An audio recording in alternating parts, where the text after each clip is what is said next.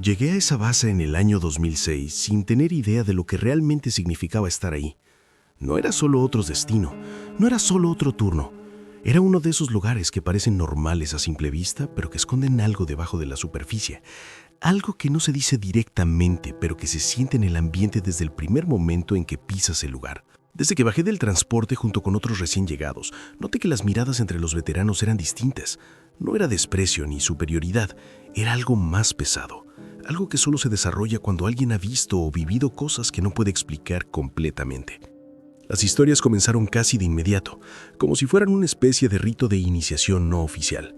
Nadie las contaba riéndose del todo, nadie las descartaba completamente tampoco. Era ese tipo de conversación que se da en voz baja, pero tampoco en voz alta. Era como si todos supieran que algo de lo que se decía era real, pero ninguno quisiera ser el primero en admitirlo.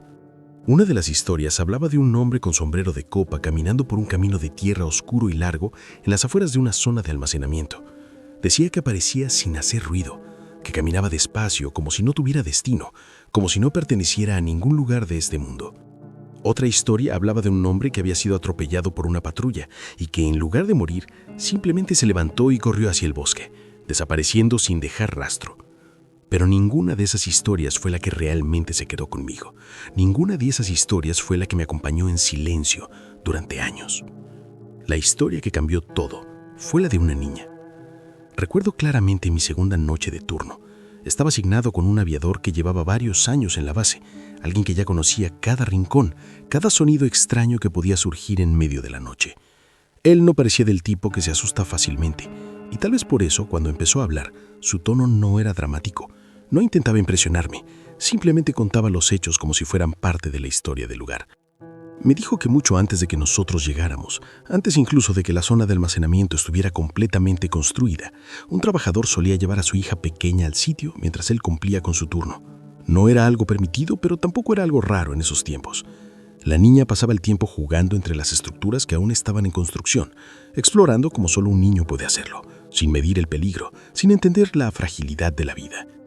Según la historia, un día, mientras su padre estaba distraído trabajando, la niña subió a una de las estructuras más altas.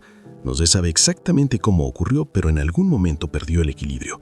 Tal vez resbaló, tal vez simplemente dio un paso en falso, pero lo que sí se sabe es que cayó desde lo alto y murió en el impacto. Cuando escuché la historia, no me pareció completamente lógica. Había detalles que no encajaban, cosas que no tenían sentido, pero aún así había algo en la forma en que fue contada. Algo en el silencio que siguió después que hizo que se quedara conmigo. Pero lo que realmente hizo que esa historia se volviera real para mí no fue escucharla, fue el lugar. El aviador decidió llevarme exactamente al punto donde supuestamente ocurrió todo. Recuerdo el sonido del motor apagándose, recuerdo cómo la música se detuvo de golpe y cómo el silencio llenó cada rincón del vehículo. No era un silencio normal. Era un silencio que parecía presionar desde afuera, como si el aire mismo estuviera observando. Nos quedamos ahí sin decir nada durante varios minutos. Él intentó asustarme en un par de ocasiones, haciendo ruidos, moviéndose de forma brusca, pero fuera de eso no pasó nada. No hubo sombras, no hubo sonidos, no hubo señales de nada fuera de lo común. Sin embargo, algo ya había cambiado. Aunque no ocurrió nada esa noche, la idea se quedó conmigo como una pequeña grieta en la mente, algo que no se nota al principio, pero que con el tiempo empieza a expandirse. Los días se convirtieron en semanas, las semanas en meses y eventualmente en años. Y durante todo ese tiempo, esa historia nunca desapareció completamente. Siempre estaba ahí, en el fondo, esperando, silenciosa. Con el paso del tiempo me asignaron varias veces a esa misma zona. La recorrí tantas veces que podría haberla dibujado con los ojos cerrados. Cada camino, cada estructura, cada punto de acceso, todo se volvió familiar, demasiado familiar. Y quizás ese fue el problema, porque cuando un lugar deja de parecer extraño, cuando deja de inspirar precaución, es cuando bajas la guardia, es cuando asumes que todo está bajo control. Pero hay lugares que no funcionan así, lugares que esperan, lugares que no olvidan. 3 años después de aquella primera noche, volví a ese mismo sitio, pero esta vez todo era diferente. La zona de almacenamiento ya no era activa, la mayor parte había sido cerrada, abandonada, dejada atrás como si ya no tuviera ningún propósito. Solo algunas áreas requerían revisiones ocasionales, patrullajes rutinarios, nada fuera de lo común. Esa noche comenzó mal desde el principio. Nada importante, pero sí lo suficiente para generar incomodidad, de esas sensaciones que no puedes explicar, pero que se van acumulando poco a poco. Para empeorar las cosas, no teníamos nuestro vehículo habitual. Estaba en mantenimiento, así que nos asignaron algo que en cualquier otro contexto habría sido ridículo: un camión de ganado. Sí, un camión de ganado. En ese momento parecía irrelevante, casi gracioso incluso. Pero con el tiempo entendí que ese detalle no era insignificante, que de alguna manera encajaba perfectamente con todo lo que estaba por suceder. Las horas pasaron lentamente. Hicimos 2 de las 3 revisiones programadas sin ningún problema. Todo parecía normal. Demasiado normal, quizás. Alrededor de las 4 de la mañana decidimos hacer la última revisión. Era ese momento de la noche en el que todo se siente diferente, en el que el mundo parece suspendido en una especie de pausa, donde el cansancio empieza a afectar la percepción, donde la mente se vuelve más vulnerable. Para acceder al área teníamos que atravesar 2 enormes puertas metálicas que tardaban una eternidad en abrirse. Cruzamos, cerramos detrás de nosotros y continuamos avanzando. Mi compañero conducía, yo me encargaba de iluminar con la linterna, revisando cada estructura, asegurándome de que todo estuviera en orden. Y entonces giramos hacia esa calle, Echo Street, el mismo lugar de la historia. Todo parecía normal al principio. Hablamos, hicimos comentarios como cualquier otra noche, pero entonces algo cambió. No fue algo visible, no fue algo que pudiera señalar directamente. Fue una sensación, una incomodidad repentina, como si el entorno hubiera cambiado sin previo aviso, como si el aire mismo estuviera observando. Íbamos a mitad del camino cuando ocurrió el silencio, pero no un silencio común, un silencio absoluto, opresivo.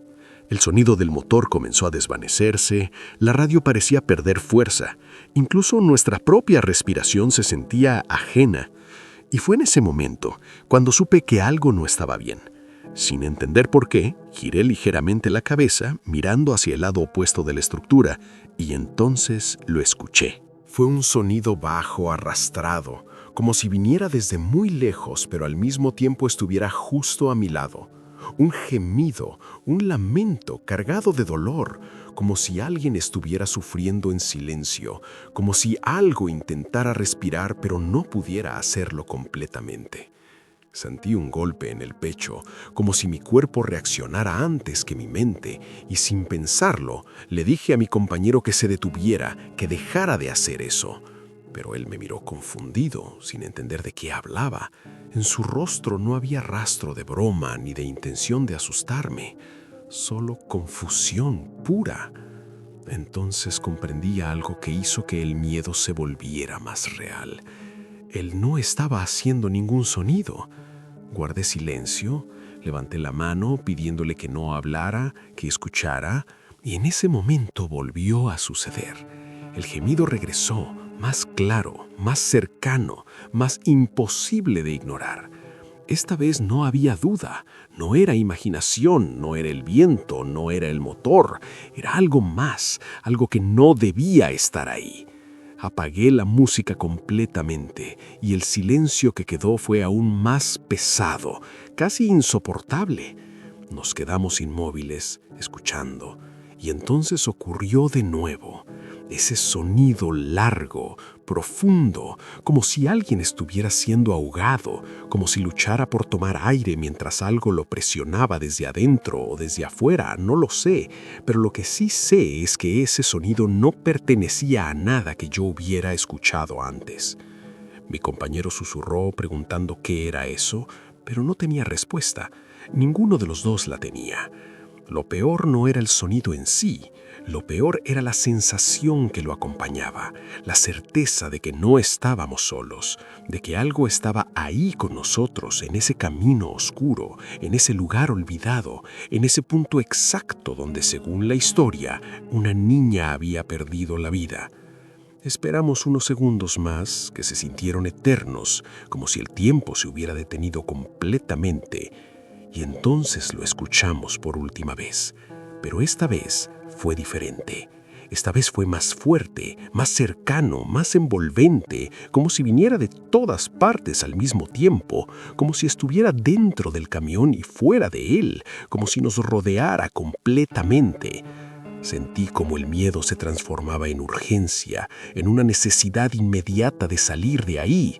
Sin decir una sola palabra, mi compañero pisó el acelerador con fuerza. El camión respondió con un crujido pesado. Mientras avanzábamos por la carretera lo más rápido posible, el vehículo se sacudía violentamente al tomar una curva, casi perdiendo el control, pero en ese momento nada importaba más que alejarnos de ese lugar. No hablamos, no gritamos, no hicimos nada, solo huimos como si algo nos estuviera siguiendo, aunque no podíamos verlo. Al llegar a las puertas salté del camión incluso antes de que se detuviera completamente.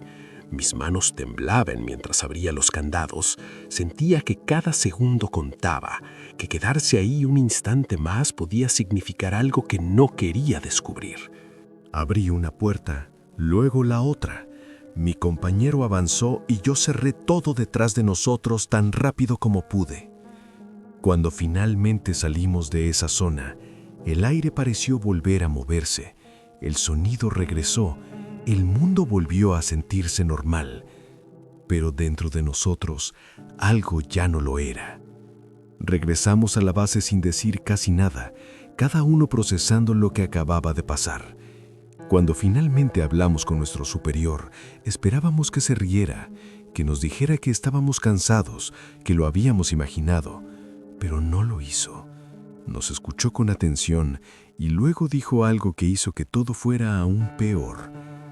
Dijo que nos creía completamente, que no éramos los primeros, que no seríamos los últimos y que él mismo había vivido algo similar, no una, sino 2 veces en ese mismo lugar y en otro edificio cercano.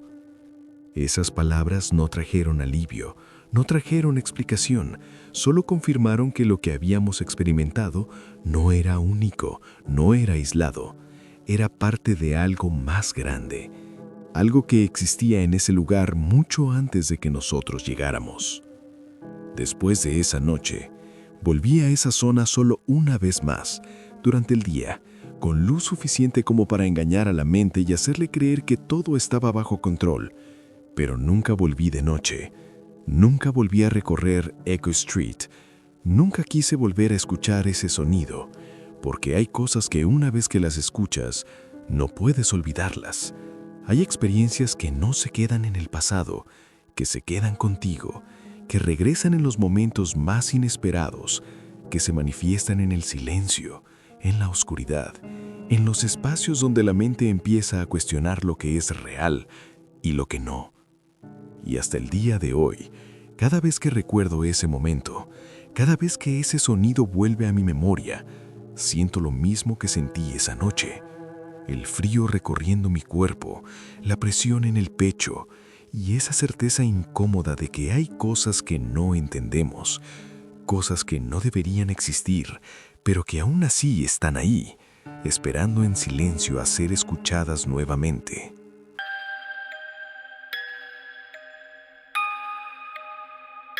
No le he contado esta historia a muchas personas, no porque quiera ocultarla, sino porque cada vez que la recuerdo, algo en mí se incomoda, como si revivirla fuera una forma de traer de vuelta algo que nunca debió haber existido. Ocurrió cuando estaba en el ejército durante la guerra de Vietnam. Yo era joven, demasiado joven, recién salido de la escuela, sin entender realmente en qué me estaba metiendo. No sabía nada sobre la guerra, no entendía sus razones ni sus consecuencias, pero sí entendía algo. Tenía un deber y eso era suficiente para seguir adelante. Llegamos una tarde húmeda. El aire era pesado, difícil de respirar.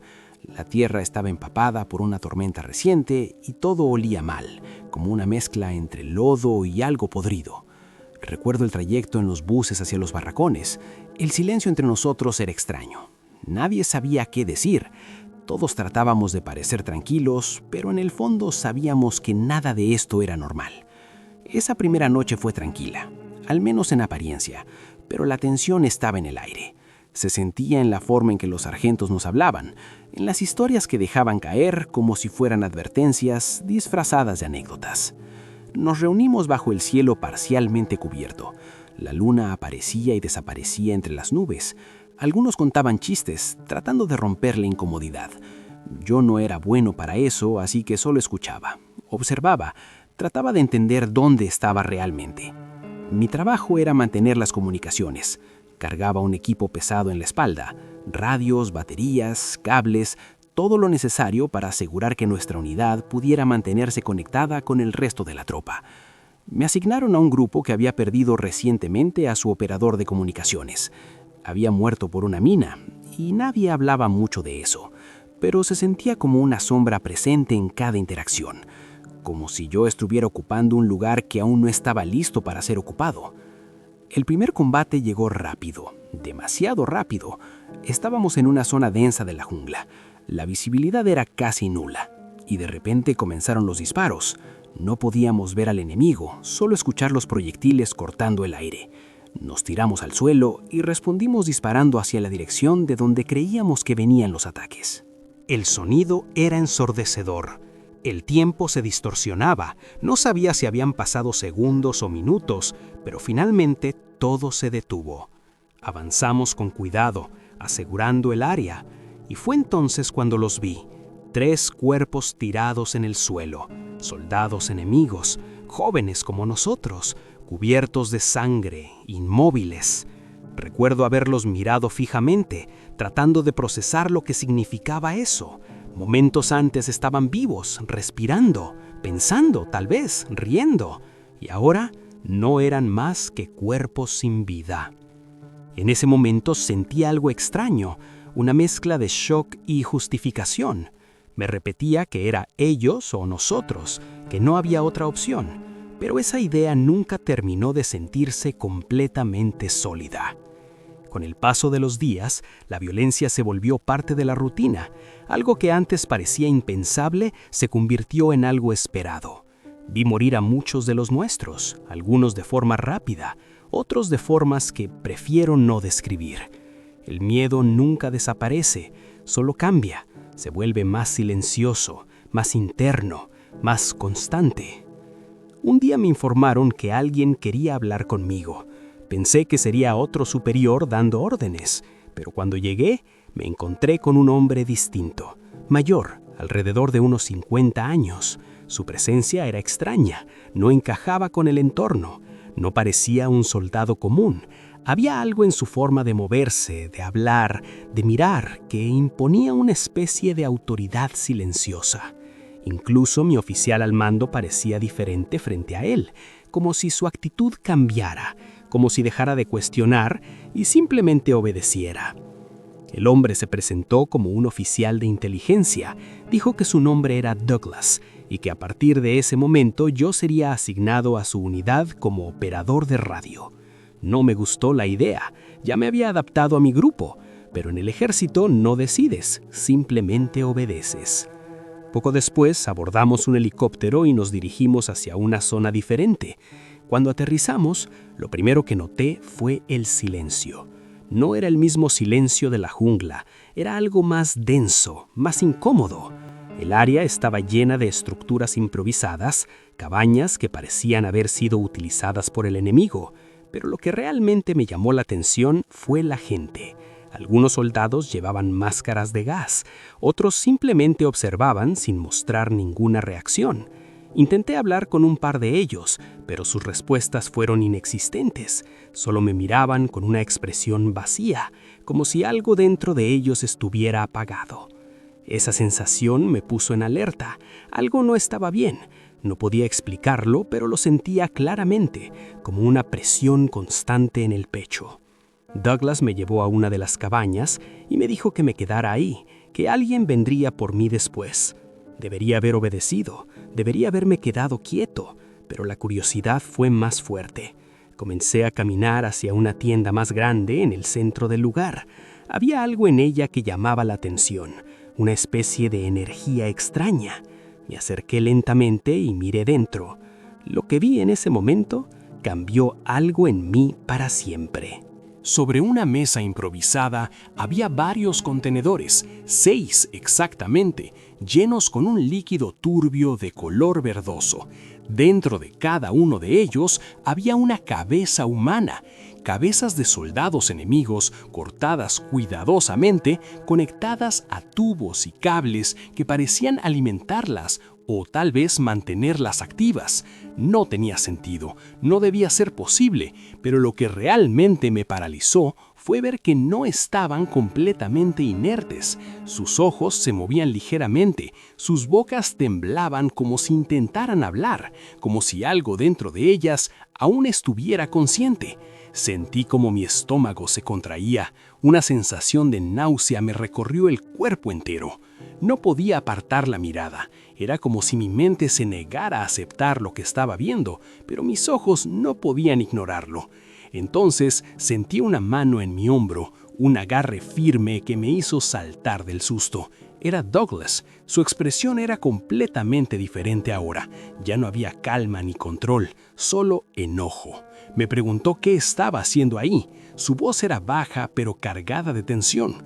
Intenté preguntar qué era todo eso, qué estaban haciendo, pero me interrumpió inmediatamente diciéndome que no debía haber entrado, que había cruzado un límite que no entendía. Me ordenó regresar a la cabaña sin dar más explicaciones. Caminé de vuelta con la mente en blanco, tratando de procesar lo que acababa de ver, pero no había forma de encajarlo en ninguna lógica conocida. Me senté y traté de calmarme, pero algo dentro de mí sabía que ese lugar escondía algo mucho más grande, mucho más oscuro. No sé cuánto tiempo pasó después de eso. Lo siguiente que recuerdo es despertar en una zona médica. El dolor era intenso, tenía varias costillas rotas y la clavícula fracturada. Mi mente estaba nublada. Intenté recordar qué había pasado después de regresar a la cabaña, pero no había nada, como si ese fragmento de tiempo hubiera sido borrado completamente. Pregunté por Douglas, pregunté por los otros soldados, pero nadie tenía respuestas claras. Algunos actuaban como si no supieran de qué hablaba, otros simplemente evitaban el tema. Con el tiempo entendí que no obtendría respuestas oficiales, que lo que había visto no era algo que se pudiera discutir abiertamente. Nunca volví a ver a Douglas, nunca volví a ese lugar, y hasta el día de hoy no sé si ese era su verdadero nombre o si todo formaba parte de algo más grande, algo clasificado, algo que no debía ser comprendido por alguien como yo. He pensado muchas veces en lo que vi, he tratado de darle sentido. Tal vez era un experimento, tal vez intentaban obtener información de los muertos, tal vez buscaban algo más profundo, algo que va más allá de la vida y la muerte. Pero ninguna de esas explicaciones logra eliminar la sensación que quedó en mí, porque lo que vi no era solo perturbador, era antinatural. Era como si alguien hubiera cruzado una línea que nunca debió ser cruzada. Y aunque los años han pasado y la guerra quedó atrás, hay cosas que no se quedan en el pasado. Hay imágenes que permanecen intactas en la memoria, esperando el momento en que vuelvan a surgir. Y cada vez que lo hacen, cada vez que recuerdo esas miradas vacías, esos movimientos imposibles, siento lo mismo que sentí ese día, una incomodidad profunda, una certeza silenciosa de que hay cosas que existen fuera de nuestra comprensión, cosas que operan en las sombras, lejos de cualquier explicación lógica, y que tal vez siguen ahí, en algún lugar, esperando, siendo observadas, o incluso observando de vuelta.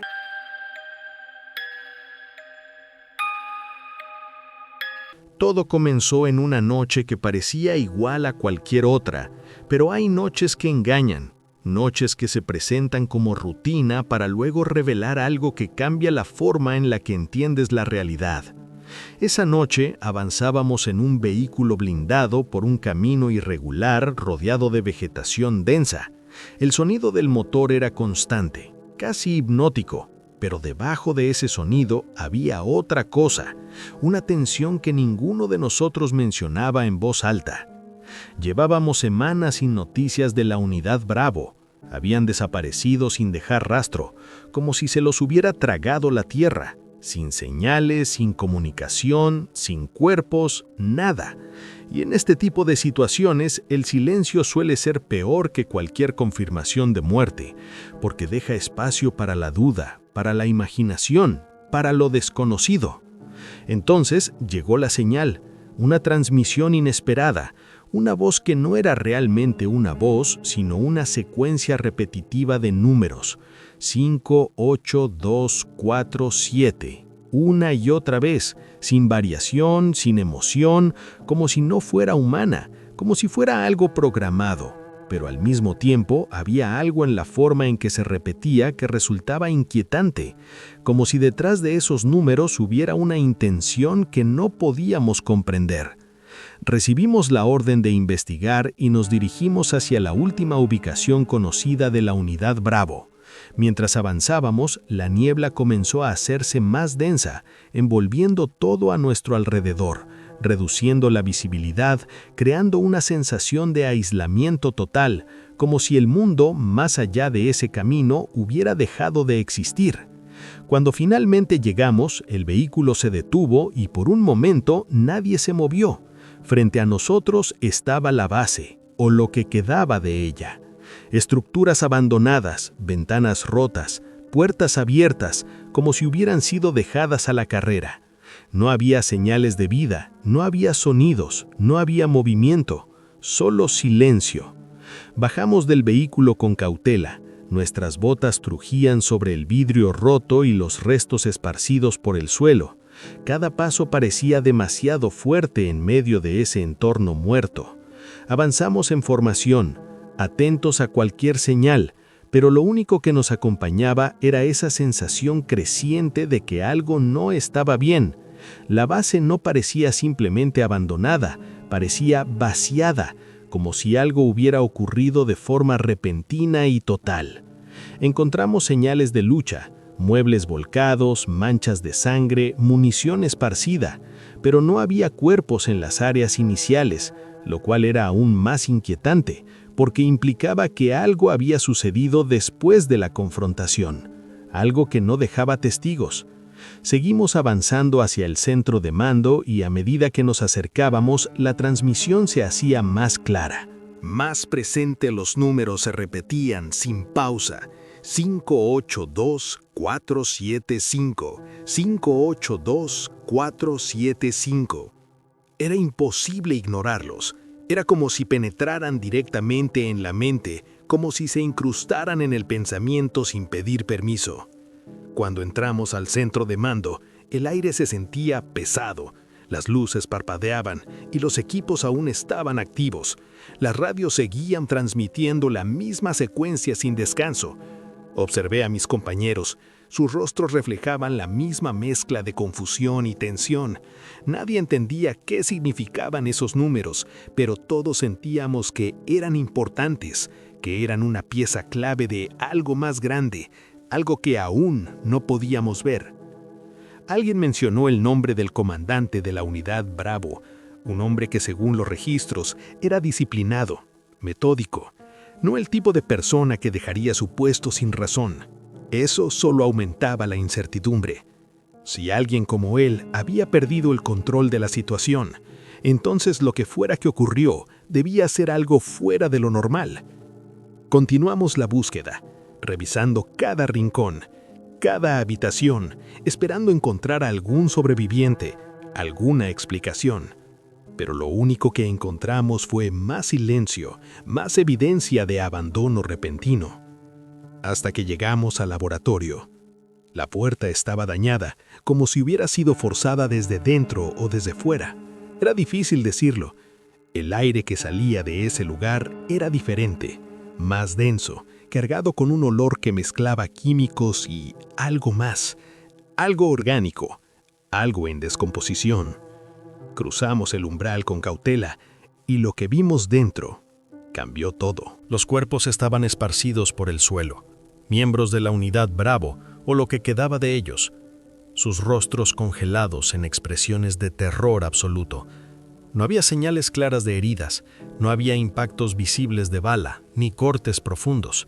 Era como si hubieran muerto de algo que no deja marcas externas, algo que actúa desde dentro o desde un nivel que no podemos percibir fácilmente. Esa idea por sí sola era suficiente para generar una incomodidad profunda, pero lo que encontramos después fue aún peor. En una esquina del laboratorio, entre papeles dispersos y equipo destruido, estaba el cuerpo del comandante. Sostenía una libreta en la mano, sus dedos rígidos como si hubiera intentado aferrarse a ella hasta el último momento.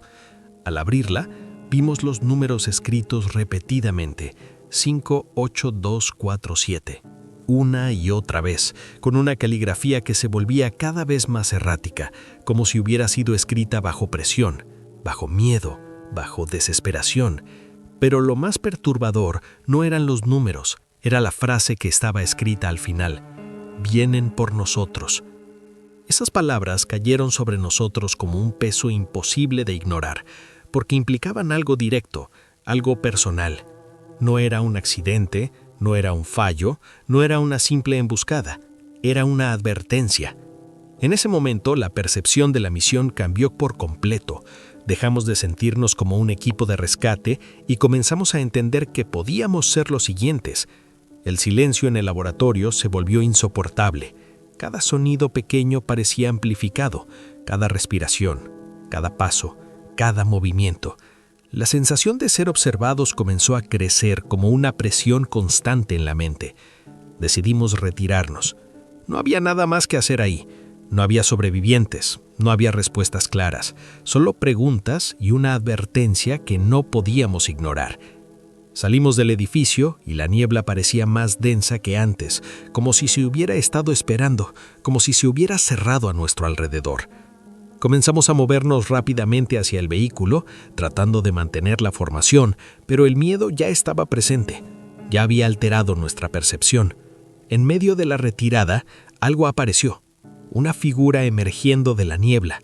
No corría, no se movía de forma apresurada, simplemente avanzaba hacia nosotros con una lentitud que resultaba antinatural. Su forma era humana, pero había algo en ella que no encajaba completamente. Algo en la manera en que se desplazaba, en la forma en que absorbía la luz alrededor, que hacía imposible identificarla con claridad. Sentí un frío recorrerme la espalda, una reacción instintiva, una señal de que lo que estaba viendo no debía estar ahí. La voz de nuestro líder rompió el momento, ordenando que nos moviéramos, que no nos detuviéramos. No sabíamos qué era eso, no teníamos forma de enfrentarlo, ni siquiera entendíamos si podía ser enfrentado. Subimos al vehículo tan rápido como pudimos. Las manos temblaban, la respiración era irregular. Uno de nosotros intentó comunicarse con la base pidiendo extracción inmediata, pero la respuesta no fue una voz. No fue una confirmación, fue nuevamente en la misma secuencia, 58247, repitiéndose sin pausa, como si se burlara de nosotros, como si indicara que ya era demasiado tarde. El vehículo arrancó y nos alejamos del lugar, dejando atrás la base, la niebla y esa figura que quedó atrás, o al menos eso creímos, porque aunque desapareció de nuestra vista, la sensación de su presencia no se fue. Permaneció como una sombra en la mente, como un eco imposible de ignorar mientras avanzábamos. Nadie hablaba, todos procesábamos lo ocurrido, cada uno a su manera, pero había algo en común. Todos entendíamos que lo que habíamos encontrado no era un evento aislado, no era algo que pudiera explicarse fácilmente con lógica militar o científica. Era algo diferente, algo que operaba bajo reglas que no conocíamos. Cuando finalmente la primera luz del amanecer comenzó a aparecer, sentí una mezcla extraña de alivio y preocupación. Habíamos sobrevivido, pero no habíamos resuelto nada. Los números seguían en mi mente, repitiéndose una y otra vez, como si intentaran decir algo, como si fueran una clave que aún no sabíamos descifrar. Y aunque una parte de mí quería olvidar todo, dejarlo atrás, continuar con la misión como si nada hubiera pasado, otra parte sabía que eso no sería posible, porque hay experiencias que no terminan cuando abandonas el lugar donde ocurrieron. Hay experiencias que se quedan contigo, que te acompañan, que se instalan en lo más profundo de la memoria, esperando el momento adecuado para regresar. Y hasta el día de hoy, esos números siguen ahí, 58247. No sé qué significan, no sé qué ocurrió realmente en esa base, pero sí sé algo. Lo que sea que haya pasado, no terminó esa noche, y tal vez nunca lo haga.